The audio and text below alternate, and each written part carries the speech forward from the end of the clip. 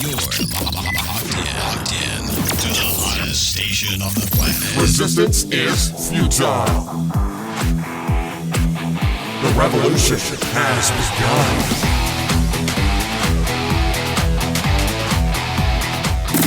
You're listening to Rebelpreneur Radio, helping you break the rules and build the business you need for the life you want. And now, broadcasting his pirate signal from somewhere beyond the status quo, here's your host, best-selling author, marketing and media strategist, Ralph Brogden. Hello and welcome to Rebelpreneur Radio. It's the show that helps you build the business you need so you can live the life you want. I'm Ralph Brogden.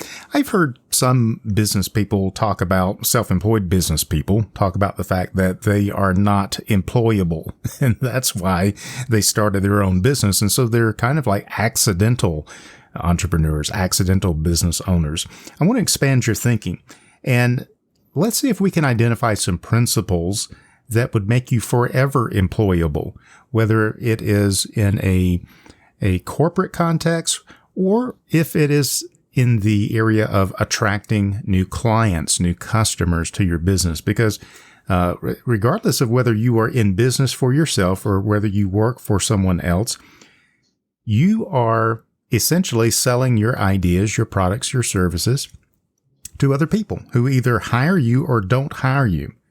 So I think we should probably take a look at this and see what are the principles, what are the key ideas and the big takeaways that we need so that we can be successful wherever you're at in building your business, building a brand, whatever your mission in life is at the moment. And today's guest is a real expert in the area of career development, and he's actually written a book. So I'm pleased to welcome Jeff Gothelf. He is someone who focuses on transformation, and both in the digital and the professional development sense. He's the co-author of the award-winning book Lean UX and the Harvard Business Review Press book Sense and Respond. And as if that's not enough, he's got an upcoming book titled Forever Employable. So, Jeff, welcome to Rebelpreneur Radio. Ralph, it's a pleasure to be here. Thanks so much for having me on the show. You have really got a powerful brand, and you work with coaches, with authors, with speakers. You are someone who very experienced and has really mastered their message. So hats off to you. You've done an excellent job here of packaging and positioning your expertise. Give us some background. Tell us how you got into this area and what's your story? Absolutely. I spent the first 10 years of my career in tech. I mean, I'm still in tech, but I started off in the .com, to the heyday of the .com 1.0, Web 1.0 days. And I worked as a designer, as a web designer for a while. And over the course of about a decade, worked my way up into team management and team leadership, both in design and product management roles. And I found myself in a position about 10 years into my career where I needed to solve a specific problem for web and application designers that was plaguing my team. Now, it turned out that was not just plaguing my team, it was plaguing design teams and software development teams around the world. And as we began to solve for that problem, that's a specific process problem, really more than anything, I started writing about it. I started sharing my story proactively, talking about, well, we tried this and it worked, and we tried that and it didn't work. And it was on blogs and Twitter a little bit here and there, and maybe a little bit on LinkedIn, and then ultimately started giving short talks about it. And that thing went global because that pain point was global. And that conversation became the crux of my first book, Lean UX. Now, after I wrote Lean UX and talked about this new way of approaching software design and development, the work that I was doing fundamentally changed. I was no longer being asked to design products and services and apps, but instead I was asked to teach the material in the book. And for me, that was transformational. It really took my career in a vastly different direction than I ever anticipated. And I began doing the coaching and the consulting and the training and the speaking work much more. And then the feedback that I was getting from the teams that I was working with created new opportunities for me to tell different stories. And along with my co-author, Josh Seiden, we wrote a book called Sense and Respond to have this business conversation with the leaders about how to rethink about their businesses as software-based businesses. And again, this continues this trend of coaching, speaking, training, consulting, that type of thing. And what's fascinating is that over the years, people started asking me, well, how did you build this business? How did you kind of create this practice for yourself, or get a book contract, a book deal, that type of thing? And there was an item sitting in my backlog for years to tell this story. And then about a year ago, I finally got the motivation enough to say, okay, I'm going to tell the story. And that became the content of Forever Employable. Now, the interesting thing about Forever Employable is that it talks about how to build this type of career that I have today, but it also leverages, it uses many of the same ideas that I teach to this day and used in my career to develop successful digital products and services. And so there's a real application of what I learned building digital products and services into how to build a successful, modern, forever employable career. So give us an example of the type of problem that you were initially beginning to solve, and then that really expanded out into this wonderful thing that you're doing now. But help us to dig into the problem a little bit and what got everyone's attention as you are so masterfully solving this problem. So for me, look, the subtitle of the book is How to Stop Looking for Work and Let Your Next Job Find You, which I find is a compelling value proposition. Yeah. Now, look, right? Who wouldn't want that? Yeah. And look, and for me, that was the goal. The goal. So the goal when I set out down this path, because on the morning of my 35th birthday, the book starts out with this story. On the morning of my 35th birthday, I woke up in a cold sweat, and that cold sweat was, and look, by all accounts, I was doing pretty well. I had a well-paying job in New York City, married, 2 kids, a house, 2 cars, the American dream, right? And I wake up on my 35th birthday, and I am terrified. I'm terrified because, from my perspective, being 35, mind you, I'm 47 now, but from the perspective of being 35, I saw myself in 5 years being 40, old, expensive, and unemployable. and that terrified me. Look, I was hiring designers and product managers onto my team. I knew exactly what I was paying them. I knew how good they were. I knew they were better than me. That's the whole point, is hiring people who are better than you. And I knew that I wasn't going to be able to match their salary demands, if nothing else, right? But they were faster, better, more talented than me ultimately. And so I had to figure out how to stop looking for work and have these jobs find me. And so the problem that I'm solving, and this is the problem that I was solving for myself initially, and I see myself hopefully helping a broad set of folks in the world, is to create this, essentially it's you can call it a safety net, you can call it a magnet that protects you from the inevitable career twists and turns and churns that happen that are outside of your control. So you could be doing a great job at your organization. You might be excelling and getting promotions and getting incremental raises and a few more people to manage. But then there's an economic crisis. There's a pandemic, right? There's some kind of for example, right? There's a geopolitical crisis, something along those lines, right? And all of a sudden the company's got to cut costs, or operations in a certain part in your department have to take a hit, and you're out, right? And so and I see this all the time with folks who then panic, and they've got to update their resume, and they've got to apply for jobs, and they got to, chase down those leads. And so how do you create a situation where you don't have that panic, where you are a magnet for opportunities, where the safety net that you've created for yourself is thought leadership and recognized expertise in your domain that allows jobs and opportunities to find you? So whether you choose to stay employed in-house, or whether you choose to be a solopreneur or an entrepreneur or a thought leader, a speaker, or a coach, or a consultant, there is always this inbound flow of opportunities, right? That's the problem. How do you create that so that you never have to panic no matter what's happening around you? That's the problem. What a great concept to approach it. And I think that is the problem for people who they've identified what their greatness is. They know where their area of expertise is. They know where they want to be a thought leader in. Now, if you're listening to this and you don't know what that is, then I'd suggest you got to figure that out. But if you already are experienced, you are in the top 10%, 5% of people who are doing what you do and doing it well. You're gifted, you're experienced.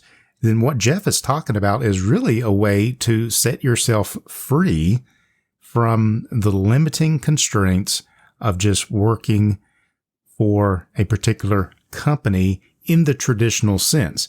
Jeff's talking about being able to expand your horizons and even going beyond starting a business, but seeing that you are the brand, you are the solution to someone's problem, and opening your mind and your horizons to other situations, other opportunities where you stop looking for work or you stop looking for clients, you stop looking for your next gig, and instead you let these opportunities come to you. Have I stated your proposition fair enough, Jeff?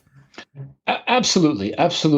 That's exactly right. And look, there's a level of experience and expertise that you have that can be shared much more broadly than my guess is you're probably sharing right now. And it's that act of sharing, of giving back to your community, to your industry, to your peers and your colleagues and folks that are coming up in the industry, that creates that platform around yourself and that ensures that you've always got these options, right? My best friend's father worked at DuPont for 40 years. That, to me, like I'm 47 years old. That's a foreign concept to me, right? To work somewhere for 40 years, right? It just doesn't happen anymore. And so then how do you create the kinds of opportunities around yourselves so that when the unexpected happens, and it will happen, I can't count the number of crises and companies I've been in over the years where there have been cuts and layoffs and reductions in force and that type of thing. Sure. The current situation notwithstanding, of course, and people panic, and rightfully so. How do we solve for that? This is really intriguing to me because this is exactly the type of thing that I deal with my clients. And how do we take your expertise and turn it into something that can be used in a business or used as a consulting opportunity? And you're really putting a neat spin on this so that it's really raised my awareness, not to just think about, okay, start a business around your expertise. In the traditional sense. That may be the right option for some. On the other hand, there may be other options. So let's talk about your process. When someone recognizes that threat, that there isn't such thing as job security, but really the best security is your knowledge, your expertise, and the ability to attract these opportunities instead of you having to chase them around. I really love, by the way, that subtitle of your book is just amazing. How to stop looking for work and let your next job find you. We could take that and apply it to looking for clients. How to stop looking for clients and let your next client find you. And really, exactly. However you package and position it, the idea is that you become so well known and you package yourself so well that you automatically make these connections. People automatically seek you out.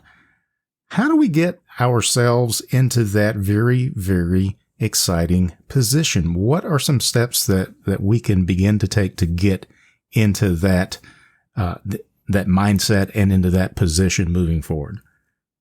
So the first and most important thing you need to do is identify where to plant your flag. So in the book, the first step in the process is planting your flag. Now, what I mean by that is deciding what expertise, what domain expertise you are going to own, right? You're going to make an explicit decision to be known as the person who knows a lot about X, right? Or the first stop, the go-to person for ideas about Y, right? And that's the most important thing to do first. Now, where does that come from? It comes from your experience.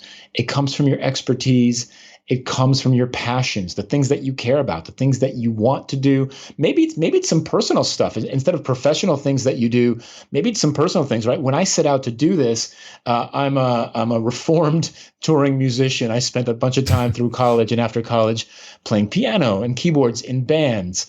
One of the things that I happen to know a lot about because of that is I know a lot about vintage electric pianos. Right. I used to have a collection of vintage electric pianos, and I know, a Cliff Clavin amount of information about vintage electric pianos. Right. And if you get that joke, I'm super excited about this already. We're about the same age, so we get the joke. But yeah, absolutely. And so, I could have gone after that. I could have planted my flag and said, look, I want to be the vintage electric piano guy. That's where I'm going to plant my flag. But you know what? That's a very niche community. Frankly, the monetization options there are limited, right? It's not a growing community by any stretch of the imagination. It's kind of a connoisseur aficionado kind of community. So I didn't go down that path because I didn't see the scalability there, the ability to really grow a real audience of impact, of meaningful size there. And so I ended up picking the things that I knew, which was my experience and expertise. Now, the important thing to remember here is if you're going to do that, the next thing that's going to come into your head, and I guarantee it because it comes into my head and literally everybody else who thinks about this is, well, great.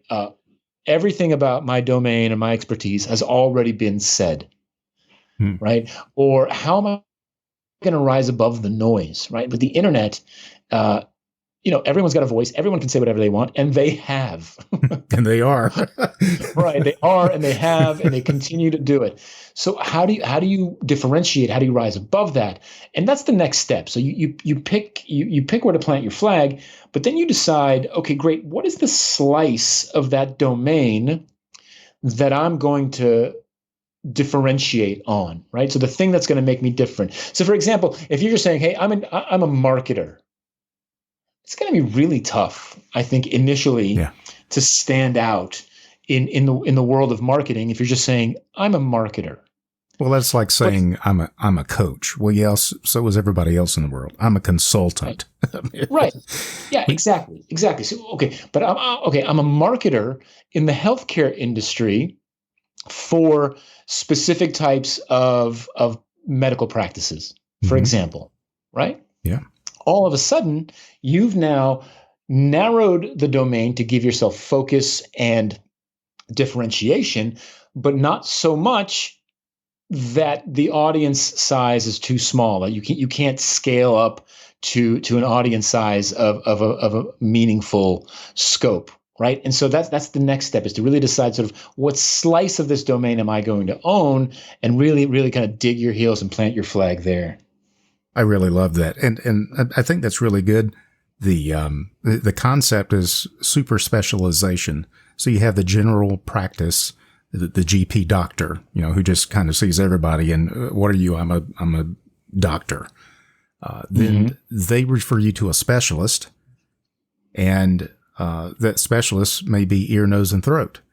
And then there may be a super, because there's lots of ENTs out there. There may be a super specialization, and the joke is that you've got the left ear doctor and the right ear doctor. But that really illustrates what you're talking about. Don't make it so narrow that the audience is too small for you to make a good impact on. But really, the GP, the general practitioner doctor, doesn't get paid what the brain surgeon gets paid. Then but then brain surgery or neurosurgery can be defined even more. So I really love that. That's perfect, especially with all the voices out there and all the people promoting themselves and their products and services. How do you stand apart? How do you differentiate yourself? I want to circle back to the first step here. You said identify where to plant the flag. And this is something that a lot of my clients struggle with. I think a lot of listeners probably struggle with this. And it's because I only work with brilliant people, and brilliant people will say, hey, I'm good at a lot of different things. I have expertise in marketing. I have expertise in media. I have expertise in graphic design. I have expertise in building websites. How do I pick one thing to plant my flag on? Look, it's tough, right? And I think that there's a decision-making process to be made. And initially, I think that you need to really think through, where you'd like to spend your time. So where, for example, of the 5 or 6 things that you do, 3, 4, 5, 6 things that you do, where do you really enjoy spending your time? Because if you're going to succeed, if you plant your flag and you successfully become forever employable in that thing, you're going to spend a lot of time doing that thing. And so that makes a lot of sense. I mean, okay, you're great at, and this is kind of the place I got to a few years ago. Okay, I'm really great at marketing, but I'm tired of marketing. Now what? Now you got to reinvent yourself all over again. And I was able to do that and still bring in the marketing, but that can be a challenge for people. So find something that you're good at, but also something that you enjoy. So you may be good at a dozen things, but if you really get down to what's fun, what's enjoyable, what lights you up, and what is something that you're willing to commit the next 10, 20 years or more to becoming the top 1% in your field. Is that what you want to hitch your wagon to, or is it something else? Yeah. And sometimes it kind of happens to you unexpectedly. And then all of a sudden you become that person. I mean, my experience is kind of like that. So I was telling you, I was solving this problem for web and software designers with my team and some colleagues. And that turned out to be my first book, the book you mentioned in the intro, Lean UX. Now, Lean UX became very successful in the tech world. And when companies have problems with integrating their designers and their software developers and other parts of the organization, they often turn to Lean UX. And then the first person they go to after that is me. I'm the Lean UX guy. And I've been the Lean UX guy for a decade. And I set out to become forever employable, but not necessarily initially the Lean UX guy. But it's been 10 years. It's actually been 12 years of doing that work and being that guy. And I love doing it. But like you, over the last few years, I've been looking for ways to expand that. And to be perfectly honest, it's a lot of work. It's a lot of work to try to expand the conversation because people know you for that thing. And I can't tell you how many times I've gone into organizations and said, I'd like to talk to you about digital transformation and business agility. And they'll say, yeah, but you're the Lean UX guy. You know? Yes, that's true, but I can do other things too, right? So just like there is a double-edged sword to it. So, but to your point, right? You need to be ready to kind of spend time with this for a while, because that's how you become the magnet for opportunities, is by perseverance and consistency. I love that. I'm speaking with Jeff Gothelf. He is the author of Forever Employable, How to Stop Looking for Work and Let Your Next Job Find You. And wow, this really fits into the Rebelpreneur mindset of learning how to create value and working with what you've got. And the greatest asset you have right now is yourself, your experience, your expertise, the things that you are passionate about. All you have to do is package, position, and promote yourself in a way that others are being attracted to you and you're not chasing them around. So this is a really, really needful conversation, and it really raises my level of awareness of what's possible. How can people reach out to you, Jeff, to find out more about your book and the other things that you offer as well? Because you offer training and programs and different things. So by design, I'm easy to find. It's not a coincidence, but the easiest way to find kind of everything you need to know about me is my website, jeffgothelf.com. You can go straight there. If you want to connect with me on LinkedIn, another great way to get to follow to kind of keep in touch there. Those are the easiest ways. I'm on Twitter a lot too. My username there is jboogie. And that's a long story for another podcast. That's probably something to do with those electric pianos, right? Probably something to do with those electric pianos. But that's it. That's jeffgothelf.com. Easiest way to find me. Absolutely. Perfect. And we'll have that link on the Rebelpreneur website as well. So people can just click straight through to jeffgothelf.com. Jeff, I really appreciate you being on the show today. Any final thoughts or takeaways that you'd like to leave us with? Look, I think the biggest thing to remember here is that you said that your biggest asset is you, and I'm going to double down on that. There's the sense of imposter syndrome when people set out to build a platform to show. They feel like they're showing off their expertise, or they feel like I don't have anything to say. The amazing thing is that you do have something to say because you have your story and your experience, and no one else has that. That's the biggest asset you have is the steps that you took to get to where you are today. No one else has taken that exact combination of steps, which means you have a unique story to tell. And I urge you to tell that story. Wonderful. Yep, I agree 100%. I've been speaking with Jeff Gothelf. He works with people to help them transform, both in the digital and professional development sense. And he is the author of several books, including the award-winning book Lean UX and the Harvard Business Review Press book Sense and Respond. He's the author of the upcoming book Forever Employable. If you want to find out more about that, jeffgothelf.com is the place to go. Jeff, thank you so much for being on Rebelpreneur Radio today. I really appreciate it. Ralph, thanks so much for having me. This was great. You've been listening to Rebelpreneur Radio with Ralph Brogden. Download the show notes and much more at rebelpreneur.com.